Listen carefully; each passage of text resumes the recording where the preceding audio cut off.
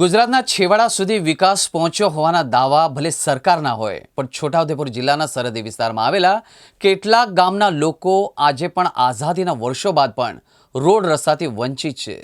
છોટાઉદેપુર જિલ્લાના આંતરિયાળ અને મધ્યપ્રદેશને અડીને આવેલા બિલવાટ ગામની લગભગ 1000થી વધુ વસ્તીઓ આવેલી છે, પણ વર્ષોથી આ ગામના લોકોને રોડની સુવિધા નથી મળી। આજે પણ અહીં લોકો કાચા રસ્તે જ 2 કિલોમીટર દૂર આવેલા મુખ્ય રસ્તા સુધી જાય છે। કાચો રસ્તો હોય, ચોમાસાનો સમય 2 કિલોમીટર રસ્તો કાપવો ખૂબ જ કઠિન બને છે। કાચો રસ્તો હોય, અહીં ચોમાસાના સમયે 108ની ગાડી આવી શકતી નથી, એટલે ના છૂટકે ગામ લોકો કોઈ બીમાર કે પ્રસૂતા મહિલા હોય તેને ઝોલામાં નાખીને મુખ્ય રસ્તા સુધી લઈ જાય છે। ગામના બાળકોને પણ આ જ રસ્તા પર થઈને સ્કૂલે જવું પડે છે। જેમના પાસે બાઇકની વ્યવસ્થા હોય તે બાઇકનો ઉપયોગ કરે છે, જેમને પાસે બાઇકની વ્યવસ્થા ન હોય તેમને ઉબડખાબડ રસ્તા પરથી પસાર થવું પડે છે। હવે તમામ મુશ્કેલીનો સામનો કરતા ગ્રામજનોએ તેમના માટે રસ્તાની માંગ કરી રહ્યા છે।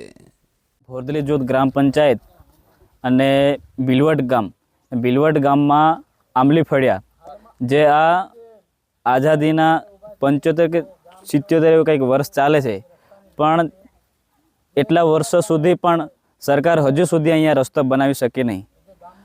સરકાર મોટા મોટા વાયદા કરે છે કે અમે અહીં વિકાસ કર્યો, તે વિકાસ કર્યો, વાઇબ્રન્ટ ગુજરાત, G20 એવા અનેક પ્રોગ્રામો ફંક્શનો કરે છે, પરંતુ અમારા અંતરિયાળ છેવાડાના વિસ્તારમાં રસ્તો નથી બનાવી શકતી। અને સરકારને મારે એમ કહેવું છે કે તમે મીડિયામાં કે પ્રેસ કોન્ફરન્સમાં છાપવાથી તમારો વિકાસ નથી થઈ શકતો। તમે અહીંયા અંતરિયાળ વિસ્તારમાં આવીને તમે જુઓ તો ખબર પડે કે અહીંયા કેટલી પરિસ્થિતિ ગંભીર છે।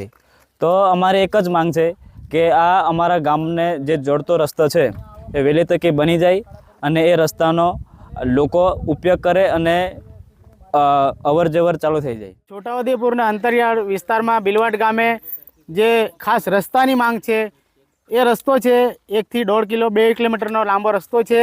એ રસ્તાની અંદર 1500થી 2000 લોકો અવરજવર કરતા હોય છે, જ્યાં ખાસ કરીને લોકો વરસાદની સિઝનમાં ઘણી હાલાકી ભોગવી રહેતા હોય છે, કિચડ થઈ જતું હોય છે અને મોટરસાઇકલ પણ નીકળી શકે નહીં એવી પરિસ્થિતિ બનતી હોય છે।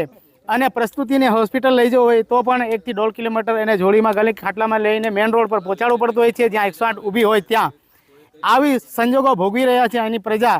એના માટે અમારી સરકારમાં માંગ છે કે લાકડખાયાથી બિલવાટ અને ગદવલી ફળિયા, આંબલી ફળિયા અને પટેલ ફળિયાને જે જોડતો રસ્તો છે એ રસ્તાને ડામર રોડમાં મંજૂર કરી અને એ રસ્તો સત્વરે કામ ધરી અને કામગીરી પૂર્ણ કરી આપે અને લોકોની સમસ્યા દૂર થાય એવી અમારી માંગ છે।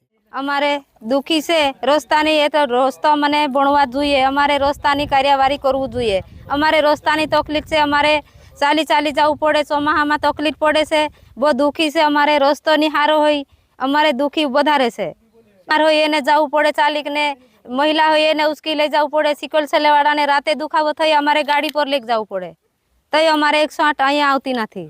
બાળકોને ઉચકીને લઈ જવું પડે, ભણવા જવામાં તોય મૂકવા જવું પડે, તો પછી બાજુમાં ચાલી અમારા રસ્તાની બહુ દુઃખી એટલે ચાલી જવું પડે। અમારા ગામ બિલવાટ છે અને અંદર અમારે કેવું સ્કૂલે છોકરાને જવા માટે છે ને, આમાં રસ્તો હોય તો સ્કૂલે છોકરા સરખી રીતે જાય ને। અમારા ગામમાં સ્કૂલ છે અમારી, પણ અંદર રસ્તો નહીં તો ગામમાં સ્કૂલે કઈ રીતે જાય? એટલે અમારે સ્કૂલમાં આશ્રમશાળામાં અમારા ગામમાં મૂકવું પડે છે।